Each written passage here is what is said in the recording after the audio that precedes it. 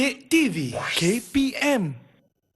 Hai, Assalamualaikum. Anda bersama dengan saya Afiq Syazwan dalam Road to Success SPM 2020. Ya, itulah dia. Esok merupakan hari pertama SPM dengan subjek Bahasa Melayu. Lebih kurang sebenarnya hampir 24 jam sahaja untuk calon-calon SPM bersedia untuk masuk ke Dewan Peperiksaan. Sudah pastinya anda mesti dah bersedia kan? Dah buat latih tubi, dah praktis sana, praktis sini, korek ilmu sana, korek ilmu sini. Mesti, tapi ada juga yang masih lagi panik, macam tak percaya. Betul ke? Esok ni kita dah dapat peperiksaan ni. Tak apa, jangan risau sebab kami di sini akan sentiasa bantu anda untuk mendapatkan ilmu secukupnya. Jangan risau. Tapi macam biasa, Afiq akan pesan kepada anda semua yang kita masih lagi belum menang. Tapi kita pasti menang dengan cara ikut SOP. Langkah yang pertama, jangan lupa kalau keluar daripada kawasan rumah, gunakan pelitup muka. Kemudian, sentiasa cuci tangan, jaga kebersihan diri dan bawa hand sanitizer ke mana saja. Dan apa yang paling penting, jaga jarak anda bersama dengan individu yang lain sekurang-kurangnya 1 meter. Hashtag kita pasti menang. Hashtag kita jaga kita. Baiklah, subjek untuk hari ini dalam Road to Success SPM 2020. Hari ini kita nak buat latih tubi untuk subjek kesusasteraan Melayu. Ini khusus untuk calon-calon SPM yang mengambil subjek ini sebab saya tahu ini adalah subjek elektif. Jadi pilihan untuk anda semua memilih subjek ini. Jadi tanpa membuang masa, kita nak tahu juga siapakah guru jemputan kita pada hari ini. Siapa?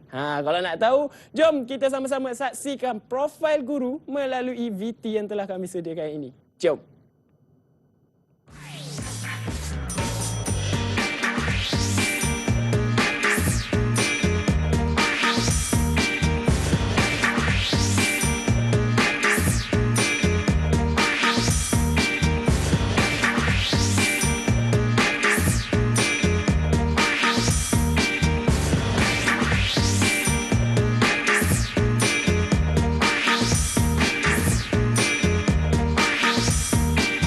Itu dia, semua dah kenal dah, Cikgu Halimah.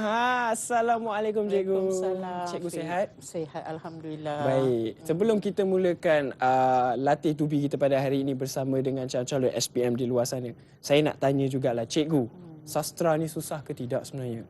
Sastra ni mata pelajaran yang paling mudah je, Afiq. Sebab apa? Pelajar perlu faham konsep saja. Baik. Kalau nak tahu macam mana cara mudah untuk kita memahami konsep tersebut, kita akan mulakan sesi latih tubi kita sebentar nanti. Tetapi Cikgu, kita nak tahu juga apa pula pandangan calon-calon SPM di luar sana mengenai subjek kesusasteraan Melayu ini. Jom kita sama-sama saksikan VT ini.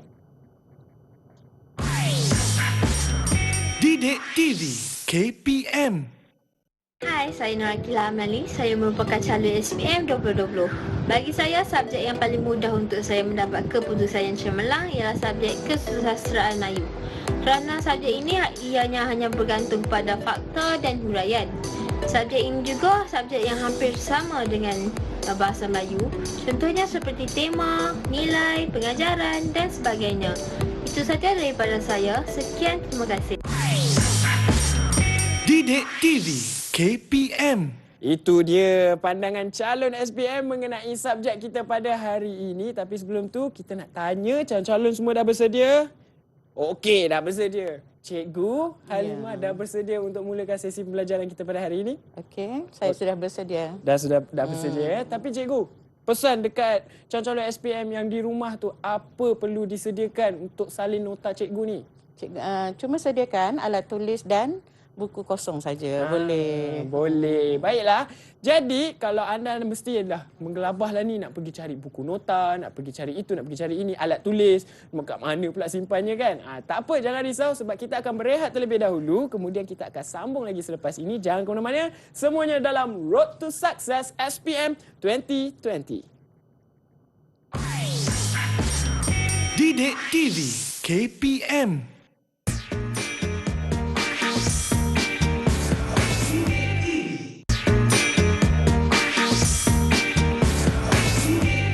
Kembali lagi kita dalam Road to Success SPM 2020. Baik, nak tanya, anda dah bersedia ke belum?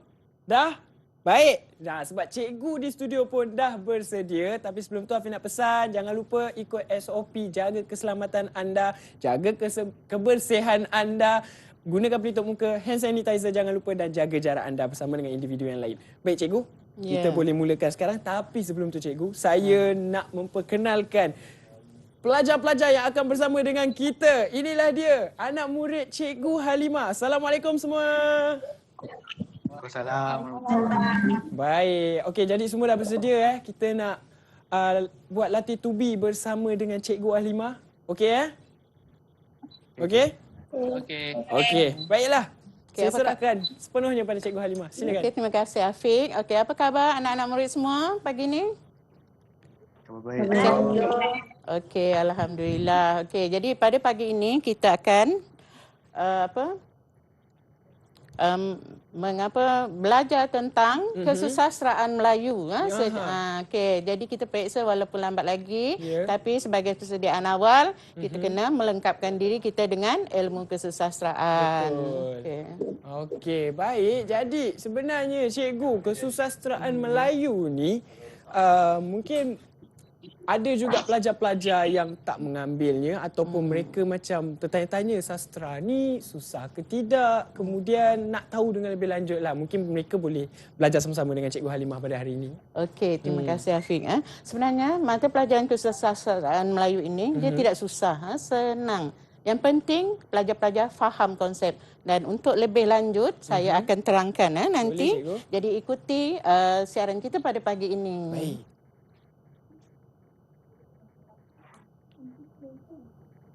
Okey, boleh cikgu?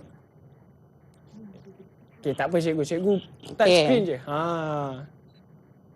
Canggih TV tu. Okey. Jadi pada pagi ini mata pelajaran kita ialah mata pelajaran kesusasteraan Melayu ataupun kod dia 2215/1. Okey. Jadi tadi Afiq tanya kan, Afiq mungkin tak pernah belajar kesusasteraan Melayu. Tidak. Tapi hari ini Afiq pun sama macam mereka, kena belajar serba sedikit. Kan? Kalau tak kenal, maka tak cinta. Okey. Itulah dia kata-kata sastra. Nampak berbunga-bunga. Okey. Jadi sebelum kita belajar dengan lebih lanjut tentang kesusasteraan Melayu, kita mesti kenal dulu apa peranan kesusasteraan Melayu. Kita bukan belajar untuk lulus periksa sahaja. Kita kena belajar sejarah bangsa kita, kelebihan-kelebihan yang terdapat pada bangsa kita.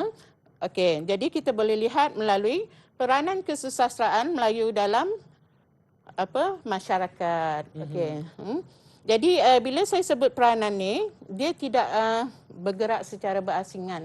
Dia akan terangkum semua dalam sesebuah karya itu. Okey. Seperti kata sastrawan negara Datuk Dr. Shahnur Ahmad, dia menyatakan bahawa sastra ini adalah keperihalan manusia. Keperihalan manusia, catatan keperihalan manusia. Manakala Datuk Dr. Usman Awang pula berkata sastra itu adalah seni bahasa. Seni bahasa. Kalau seni lukis, dia melukis. Seni reka tanda, dia ada kriteria tersendiri. Tapi sastra mencatatkan apa yang berlaku dalam masyarakat sebagai dokumen masyarakat. Okey. Jadi dia mencatat apa yang berlaku. Contohnya Afiq, sekarang ni musim pandemik. COVID-19 kan. Ya, betul. Kita lihat lahir hasil-hasil karya tentang COVID-19 dan suatu ketika, satu masa nanti mungkin anak-anak kita, bukan anak saya lah, sebab saya pun dah mungkin dah cucu ke? Anak saya lah. Cucu cicit akan datang. Dia boleh menjadikan hasil karya itu sebagai dokumen masyarakat. Dia boleh kaji, walaupun dia bukan sejarah yang total, tapi melalui hasil karya itu boleh diselidiki. Sejarah bangsa kita, ada hikayat Hang Tuah tentang kepahlawanan, ketokohan, boleh mengalahkan pendekar Jepun katanya dalam hikayat Hang Tuah yang pelajar-pelajar kita belajar sekarang. Kita kena bangga dengan tokoh-tokoh yang ada dalam sejarah sastra kita. Okey. Seterusnya melalui bahasa juga karya sastra ini dijadikan hiburan. Okey, zaman kecil-kecil, zaman cikgu lah. Ya. Zaman Afiq tak tahu zaman sains dan teknologi. Okey. Zaman cikgu dulu kecil-kecil naik buai hujung minggu. Kita tak stres lah dengan tuition dan sebagainya kan. Ya, betul. Jadi kita naik buai, nyanyi dengan rakan-rakan. Okey, nyanyi lagu apa? Rasa sayang hey. Buai Lepas tu laju-laju. mak kita pun kecil-kecil. Dia kata buai laju laju. Oh, Okey. okey. Kemudian diselang-seli dengan pantun. Seronok, tak stres pun. Betul. Okey. Dan kekal hingga hari ini. Mungkin hiburannya tu berbeza. Betul. Tapi fungsinya masih sama. Baik. Mengikut peredaran zaman. Dan tahun depan Afiq diperkenalkan Kesusastraan Melayu Komunikatif. Oh, komunikatif. Lagi canggih. Jadi, pelajar-pelajar yang ada sekarang, calon-calon yang ada sekarang ialah calon yang terakhir mengambil kesusastraan Melayu. Bukan makna tak ada kesusastraan Melayu, ada, tapi lebih canggih lah. Lebih canggih lah. Sesuai dengan Peredaran zaman. peredaran zaman. Baik, Okey. Dalam berhibur itu juga Afiq terselit. Terselit sindiran, terselit protes, terselit juga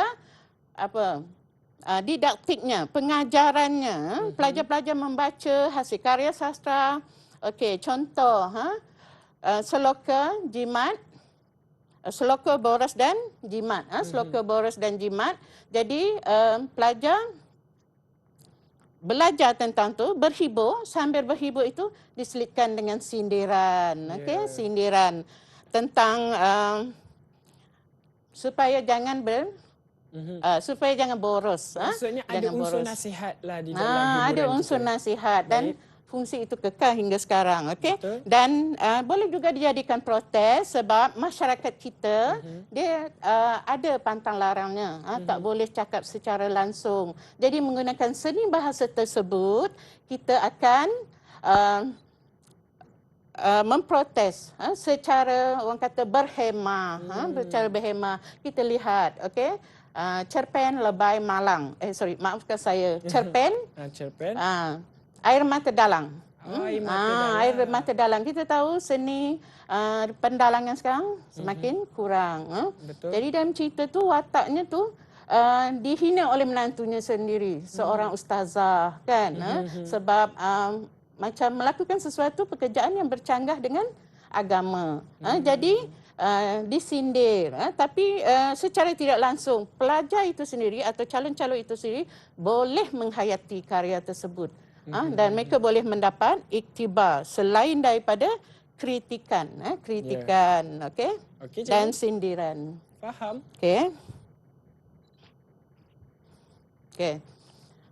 Ini ialah tag-tag kesusastraan Melayu kita. Tag-tag kesusastraan Melayu kita iaitu kita ada tag nilai insan, kita ada kubentang sehelai peta dan naratif organ soto. Naratif organ soto, novel naratif organ soto. Jadi dalam nilai insan ini saya rasa semua calon-calon SPM yang ambil kesusastraan Melayu dia tahu.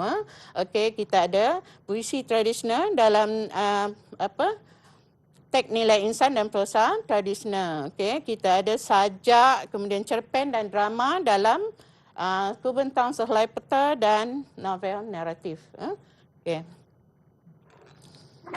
Ini bahagian penting ni Afiq. Oh, ini bahagian penting cikgu. Kalau pelajar-pelajar KMK nak tengok pun boleh. Okey. Sebab ini sesuatu yang umum tentang teknik belajar. Okey. Jadi apa yang perlu pelajar faham ialah pelajar perlu mengenal pasti aspek-aspek sastra. Tadi Akilah ada sebut, ada tema, ada nilai dan sebagainya.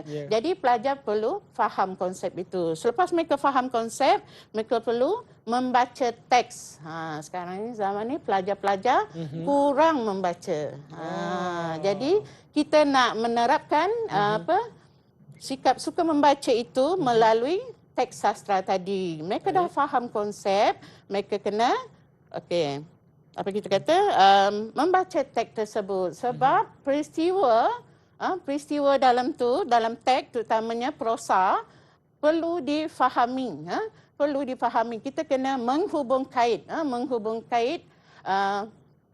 peristiwa dengan apa kita panggil aspek-aspek sastra yang ada dalam karya itu. Jadi selepas kita faham, kita buatkan peta minda. Peta minda ini penting, pendidikan alaf 21. Jadi kenapa? Sebab lebih mudah untuk ingat.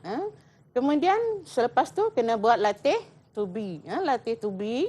Okey, jangan segan buat latih to be. Tak tahu boleh tanya guru kan. Guru sedia jawab. Jangan malu bertanya. Nanti membantu. sesat jalan. Okay. Baik, cikgu.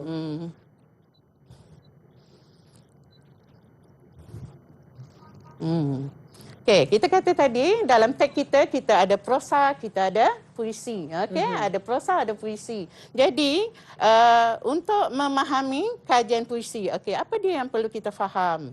Ini cikgu kata tadi, perlu faham konsep. Okey, kita perlu faham apa yang dimaksudkan tema. Selalu pelajar menghadapi masalah nak memahami tema. Apa bezanya dengan persoalan, okey? Jadi, faham betul-betul tema tu apa. Tema tu apa. Kemudian maksud rangkap dan sebagainya. Jadi, semua aspek ini perlu pelajar faham. Okey, sekarang kita lihat pula. Okey, asas kajian prosa. Asas kajian prosa, bila saya sebut prosa, maksudnya cerpen. Maksudnya terangkum juga novel, drama, prosa tradisional. Masuk sekali. Okey, jadi asas kajian prosa meliputi ciri prosa. Kena faham apa perbezaan. Prosa sastra panji, ciri-ciri sastra panji, ciri-ciri sastra epik, ciri sastra hikayat, ciri cerpen, perlu faham dan sebagainya. Okay. Kemudian sinopsis. Sinopsis ni bukan apa? Untuk memudahkan pelajar ingat semula cerita yang dia belajar. Dia kena buat sinopsis. Okay. Kemudian sama juga macam puisi tadi, kita perlu faham tema, pemikiran. Pemikiran ni sama maksud dengan tema, cuma digunakan dalam drama. Jangan terkejut pula. Nanti bila keluar soalan, pemikiran, apa dia pemikiran ni? Jadi kena faham. Okey. Seterusnya plot. Plot kita ada binaan plot, watak, kemudian latar. Okey, nanti saya akan pergi terperinci. Boleh. Okey. Tadi kita cakap salah satu aspek kajian kita sama ada dalam prosa atau puisi. Okey. Okey. Jadi kita lihat dahulu. Cikgu nak undur page sebelum boleh bantu Afiq. Boleh, tak masalah. Okay, terima kasih Afiq. Kalau boleh lah ya. Sebelum lagi. Ini dia. Okay, terima kasih Afiq. Sama-sama cikgu. Okey. Jadi gaya bahasa ini penting. Kenapa? Sebab kita kata tadi sastra itu adalah seni bahasa. Jadi kena faham bahasa-bahasa yang digunakan dalam karya sastra. Okey. Jadi di sini kita lihat gaya bahasa kita ada banyak sebenarnya Afiq. Tapi untuk pelajar-pelajar kita bagi yang banyak, yang sikit, yang sikit tapi lazim, selalu ada dalam karya. Okey, saya bagi ringkas saja supaya senang ingat. Jadi kita ada gaya bahasa perbandingan. Bila disebut tentang gaya bahasa perbandingan, dia meliputi metafora, personifikasi, semili dan hyperbola. 4 saja. Okey. Kemudian kita ada sinkop dan sebagainya. Okey, saya nak yang ada pecahan ni Afiq. Kita ada gaya bahasa perulangan. Kalau ditanya gaya bahasa umum, pilihlah mana-mana. Tapi kena boleh bezakan gaya bahasa puisi dan prosa. Sebab bukan semua gaya bahasa puisi ada dalam prosa. Okey. Okey, contohnya di sini kita lihat gaya bahasa perulangan. Gaya bahasa perulangan kita ada perulangan bunyi huruf. Jadi istilahnya ialah asonansi. Kemudian ada satu lagi, aliterasi. Apa perbezaannya? Agak-agaklah kalau Afiq lah. Kalau saya, apa kata kita tanya student kita cikgu. Kita tanya mereka. Tak kisah siapa nak boleh. Siapa yang nak menjawab. Akilah boleh. Atikah ke Hazimah? Okey, Akilah. Apa dia asonansi Akilah? Asonansi merupakan untuk vokal Okey, tak apalah. Cikgu teranglah. Ha? Cikgu terangkan. Panik Akila. Okey, jadi asonansi ni cikgu dah bentukkan akronim di sini. Supaya apa? Supaya pelajar senang ingat. Ya. Apa dia? Dah terbalik dah balik. Terbalik dah. Cikgu cari button dekat tepi tu. Ada tak? Okey, cikgu tak jumpa. Biar saya tolong. Tu. Tu dia. Ini, lagi. Ini dia. Okey, bagus. Ada pembantu cikgu hari Boleh, ni. tak ada masalah Okey. cikgu. Jadi asonansi ini Ya. cikgu guna akronim ASOVO. ASOVO tu apa? Pengulangan bunyi huruf vokal dalam satu baris. Pengulangan bunyi huruf vokal dalam satu baris. Manakala aliterasi pula merujuk kepada pengulangan bunyi konsonan dalam satu baris. Jangan tertukar. Cikgu dah permudahkan untuk senang ingat. Okey. Kemudian kita ada pengulangan kata iaitu anafora, responsi, epifora. Semua ini ada dalam puisi. Ada dalam puisi sahaja, tak ada dalam prosa. Okey. Kemudian kita ada repitasi kata. Yang mana repitasi kata ini digunakan di dalam prosa dan puisi. Jadi pelajar kena boleh beza. Nanti bila jawab gaya bahasa, puisi tiba-tiba, prosa tiba-tiba ada ni. Asonansi pula. Asonansi ni cikgu saya cuba tekanlah pantun. Adakah? Dalam pantun, syair, Syair. gurindam, seloka, sajak. Itu Okey, dia. puisi. Okey. Okey. Baik cikgu.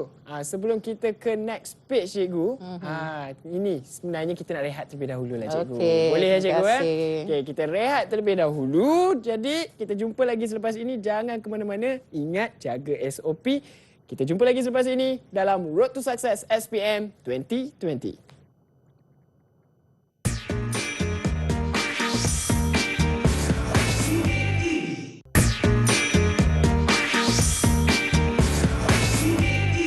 Kalau menebang si pohon jati. Kenapa menebang pula ni? Sebab kita belajar kesusasteraan Melayu dalam Road to Success SPM 2020 bersama dengan Cikgu Halimah. Baik cikgu, silakan cikgu. Okey, terima kasih Afiq. Ya. Okey, dan kita teruskan pada pagi ini dengan aspek-aspek kesusasteraan Melayu yang lain. Okey, untuk prosa, kita lihat di sini latar masyarakat. Latar masyarakat.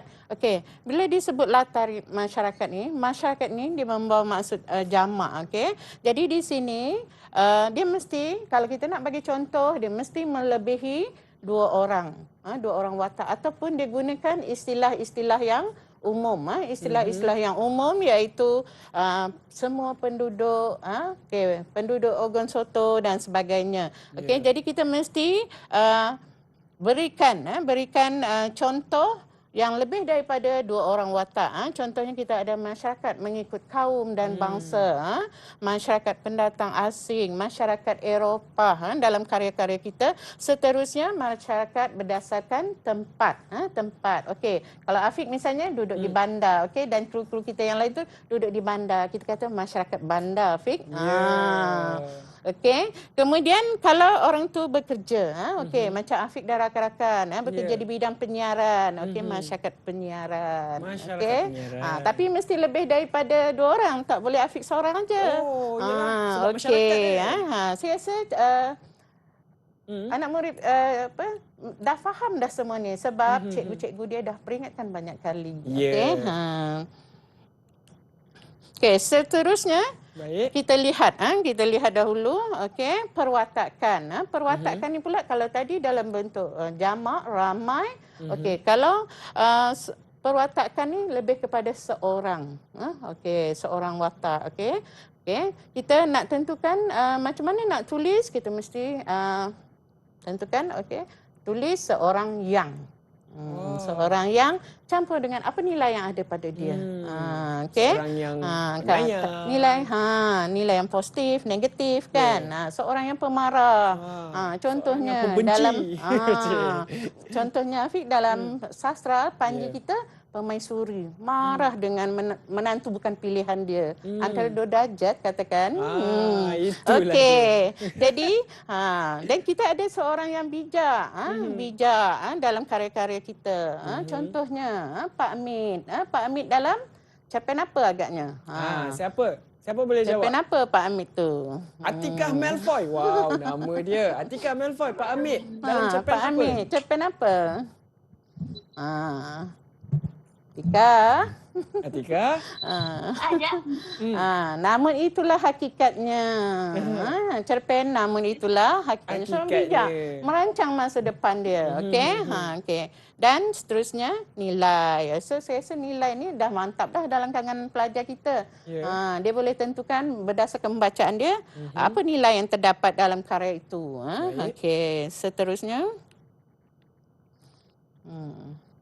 Okey, ini agihan soalan kita. Okey, kita ada soalan. Okey, agihan soalan kertas 2215.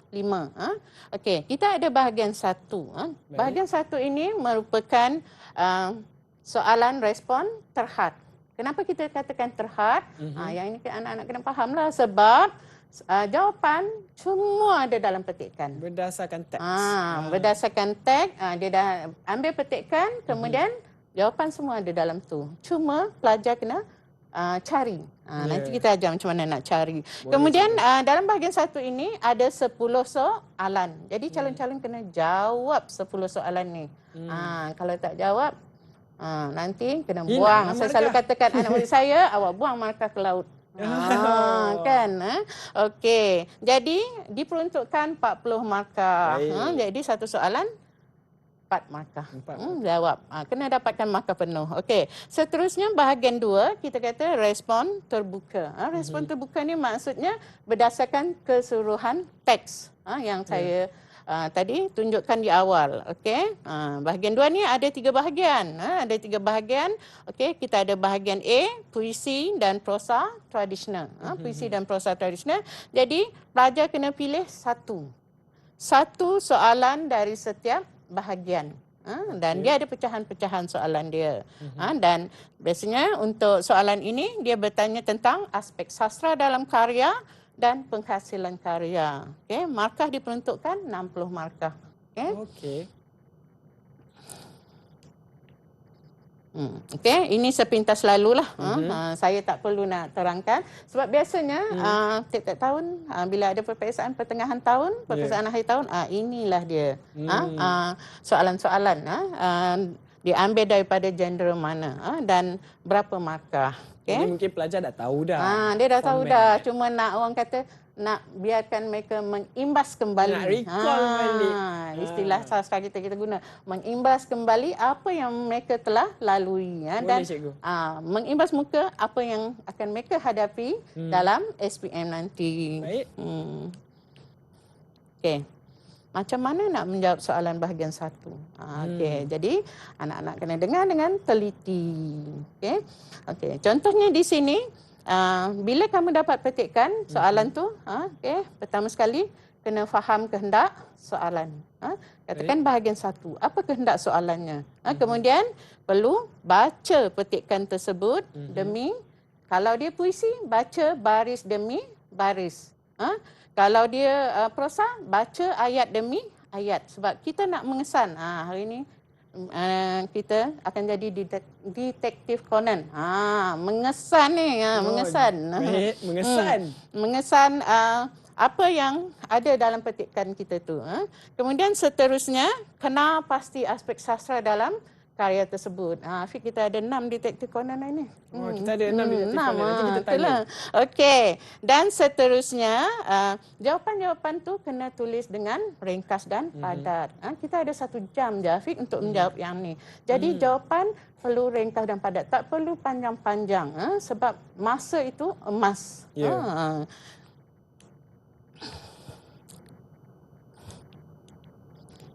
Okey. Nanti kita akan tanya pelajar-pelajar daripada SMK Bandar Baru Perda Bukit Mertajam. Jauh sebenarnya. Kita bawa terbang pelajar-pelajar ni. Hari ni orang Bukit Mertajam masuk TV hari ni, Afiq. Iyalah tu. Okey. Okey, Cikgu nak ajar macam mana cara nak mengesan aspek sastra dalam puisi. Puisi. Untuk puisi tadi kalau kita lihat puisi soalan 1, soalan 4 dalam bahagian 1. Okey. Jadi katakan dalam petikan ini kita nak mengkaji gaya bahasa. Okey, mengkaji gaya bahasa. Okey, sebenarnya ada soalan awal lagi Afiq. Ini lagi. dia. Okey. Ni Afiq tengok dia punya bahasa dia. Sayang, merajuk ke manakah adat Melayu? Laksana debu di puput bayu. Wallahu alam, entahkan jatuh ke laut gerangan disambar you. Ini prosa tradisional Afiq. Baik. Seloka. Seloka. Kemudian okey, hari ini kita nak uji pelajar kita. Boleh. Okey, Farah. Farah dengar cikgu tak? Farah Wahida. Ya, Farah. Ya, Kalau okey, terima kasih. Orang Penang cakap. Tu dia. Boleh, tak apa. Okey, seterusnya kita lihat. Okey, soalan 1. Ni soalan 1 lagi Hafiz. Sebenarnya ini soalan 1, 2, 3, 4. Okey. So soalan 1 dengan soalan 2 Farah. Dia tanya aspek apa Farah? Dia tanya aspek apa tu? Aspek Ciri? Ciri puisi. Okey, Farah tengok soalan 1 dan soalan yang di bawahnya tu. Okey, apa perbezaan soalan tu Farah? Soalan yang pertama dia minta 2 ciri puisi berserta contoh. Okey, soalan yang kedua? Yang kedua dia minta 4 ciri puisi. Ciri Ciri puisi. puisi. 4 ciri puisi. Jangan lupa tentang kata bilangan tu Farah. Kena bagi jawapan ikut bilangan tu. Okey? Okey. Farah boleh tolong bagi jawapan? Nombor 1, 2 ciri puisi berserta contoh. Yang pertama, bilangan perkataan sebaris tidak sama. Contoh 1 hingga 4 perkataan. 1 hingga 4 perkataan apa Farah? Cikgu tak dengar. 1 hingga 4 perkataan? Perkataan sebaris. Sebaris jangan lupa Farah. Penting tu. Okey. Baik. Terusnya? Kalau yang kedua? Rima akhir tidak sama. Rima akhir tidak sama. Okey. Soalan yang seterusnya Farah. Yang 4 ciri Farah macam mana? 4 ciri? Ciri pertama berangkap. Kedua? Yang kedua, bilangan sebaris tidak sama. Yang ketiga, rima akhir tidak sama. Yang keempat, suku kata sebaris tidak sama. Okey, terima kasih. Terima kasih Farah. Okey, kalau pelajar-pelajar sastra sendiri yang dikemukakan soalan ini dia orang tahu fix sebab ada perbezaan walaupun tanya benda yang sama. Contohnya kalau 2 ciri beserta contoh dia kena bagi ciri ciri. baik. Okey, ciri dia apa? Perkataan katakan perkataan sebaris. Sama ke tak sama? Kena kira. Okey, 1. Paling banyak berapa? Ini. 4 perkataan. 4. Okey, 4 perkataan. Okey, 4 perkataan. Okey, sebab apa? Ini Afiq kalau Afiq tengok ke laut ini kita kira 1 je dalam sastra Afiq. Ke laut okey. kira 1. Okey, itu yang penting. Okey, seterusnya kita pergi kepada soalan yang seterusnya. Okey, gaya bahasa pula. Tadi kita dah kesan ciri. Ciri nanti untuk yang esei saya akan perincikanlah. Okey. Okey, silakan ni siapa? Siapa? Atika. Mana Atika? Silakan Atika. Gaya bahasa yang terdapat dalam puisi ikut baris demi baris Atika macam yang kita tegaskan tadi. Antara gaya bahasa yang terdapat ialah kata ganda. Contohnya virus. Okey. Okey. Terusnya gaya bahasa yang terdapat asonansi U. Contohnya peniti pembuluh-pembuluh darah. Okey. Yang ketiga, gaya bahasa aliterasi N. Contohnya membentuk segumpal sampah dalam almari peribadi. Gaya bahasa apa Atika? Gaya bahasa? Aliterasi N. Aliterasi M. Okey. Okey, seterusnya terima kasih Atika. Seterusnya Okey. kita minta minta Hazimah pula. Hazimah. Hazimah. Gaya bahasa yang seterusnya metafora. Okey, metafora contoh. Pada baris ketiga, ruang fikir. Okey, ruang fikir. Hazimah ikut baris kan? Okey, ruang fikir. Seterusnya. Ataupun baris yang terakhir tu benih radiasi.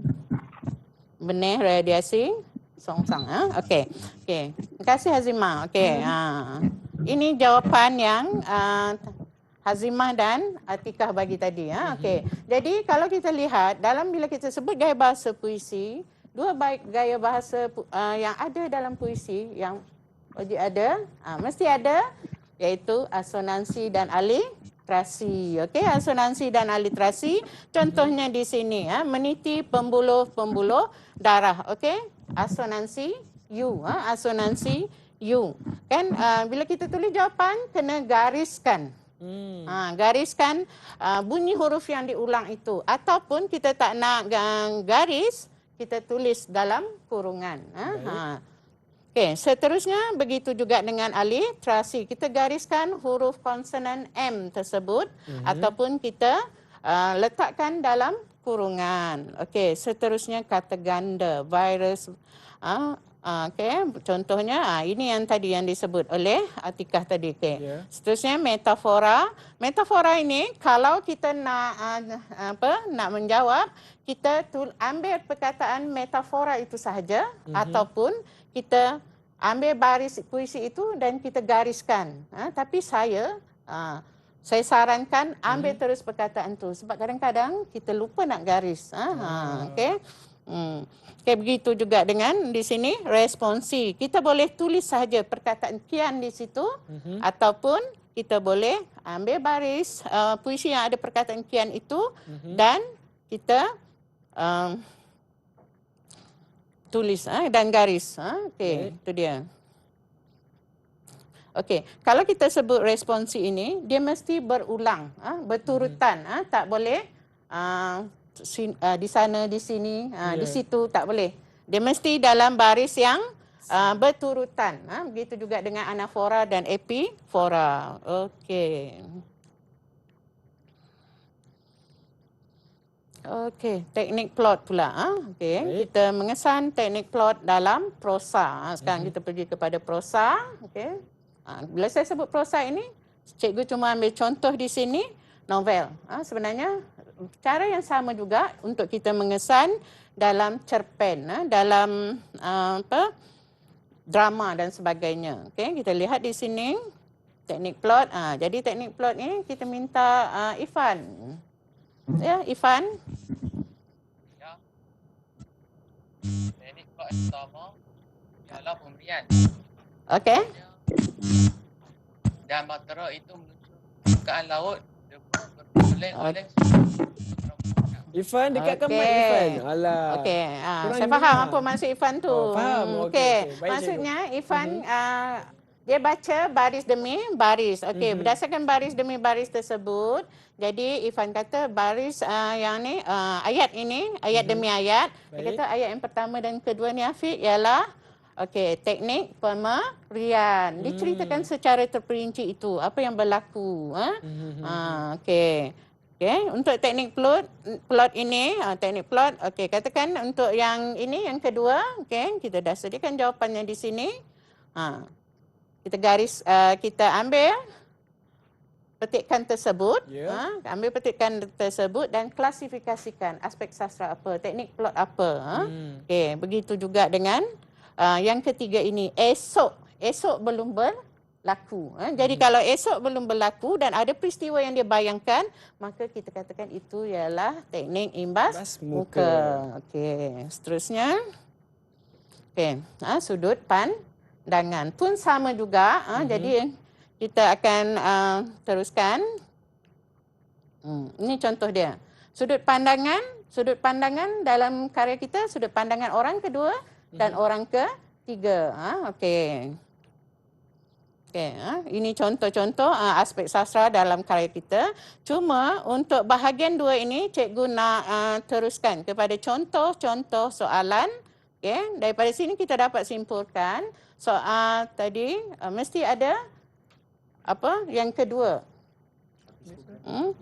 Dua bentuk soalan yang biasa ditanya. Pertama ialah aspek sastra, yang kedua ialah penghasilan karya, penghasilan karya. Okey, penghasilan karya. Okey, jadi biasa yang ditanya ciri-ciri puisi, pengajaran, okey. Ini contoh-contoh soalan dia. Okey. Okey, kalau soalan esei ini macam mana kita nak jawab? Kita jawab dengan ringkas sahaja. Ringkas, kita nyatakan apa aspek sastra dia dalam karya itu. Contohnya di sini latar tempat, okey, guru sains dan sebagainya, rumah guru sains, kemudian peristiwa dia tetangga guru sains berkunjung ke rumahnya, sering bertanya tentang sepotong jari yang terendam dalam cecair pengawet di balang kaca. Okey, dan kita terus kepada aspek yang kedua dan contoh. Ringkas saja jawapannya. Baik. Okey. Seterusnya kita pergi kepada pengkaryaan. Saya ambil contoh satu di sini kan. Memandangkan masa terlalu singkat mencemburu kita.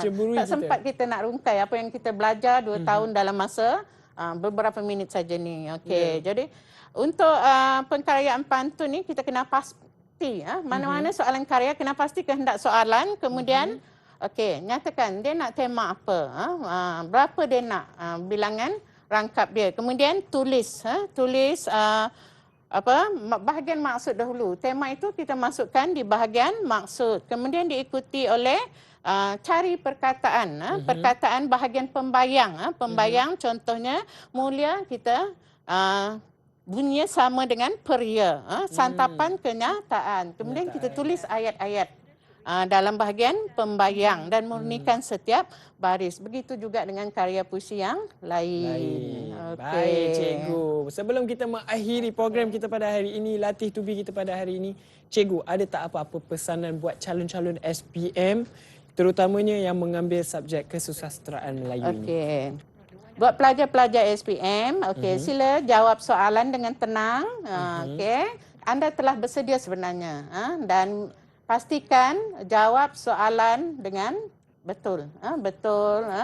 Tepat, ringkas dan padat. Okey, cikgu doakan buat semua pelajar SPM besok yang mengambil bahasa Melayu. Cikgu pun mengajar bahasa Melayu juga. Ya ke? Okey. Jadi hadapi peperiksaan dengan tenang. Jadi cikgu mewakili semua guru di Malaysia mengucapkan semoga semua pelajar SPM 2020 menghadapi peperiksaan dengan sukses. InsyaAllah. Terima kasih Cikgu Halimah. Itulah dia, ringkas dan juga padat. Dan tak lupa juga saya nak ucapkan ribuan terima kasih kepada pelajar-pelajar yang ada di studio yang bersama dengan kita dari SMK Bandar Baru Perda Bukit Mertajam Pulau Pinang. Okey, thank you so much. Good luck, okey. Apa-apa pun cuba sehabis baik. Baiklah, jangan ke mana-mana sebab selepas ini anda akan bersama dengan rakan host saya pula iaitu Wani Kerry dengan subjek kesusasteraan Inggeris. Jadi anda boleh chill-chill dulu, rehat terlebih dahulu sebab selepas ini kita jumpa lagi dalam Road to Success SPM 2020. Bye. Okey, bye semua. Bye. Didik TV KPM. Assalamualaikum warahmatullahi taala wabarakatuh. Kami ibu bapa kepada Nur Aqilah Amnani yang akan menghadapi peperiksaan SPM pada Isnin ini. Harapan kami semoga kakak lebih tenang ketika menjawab soalan peperiksaan nanti. Semoga kakak akan menjadi contoh kepada adik-adik yang lain dan terus maju dan cemerlang di masa akan datang. Sekian, terima kasih. Assalamualaikum warahmatullahi taala wabarakatuh. Didik TV KPM.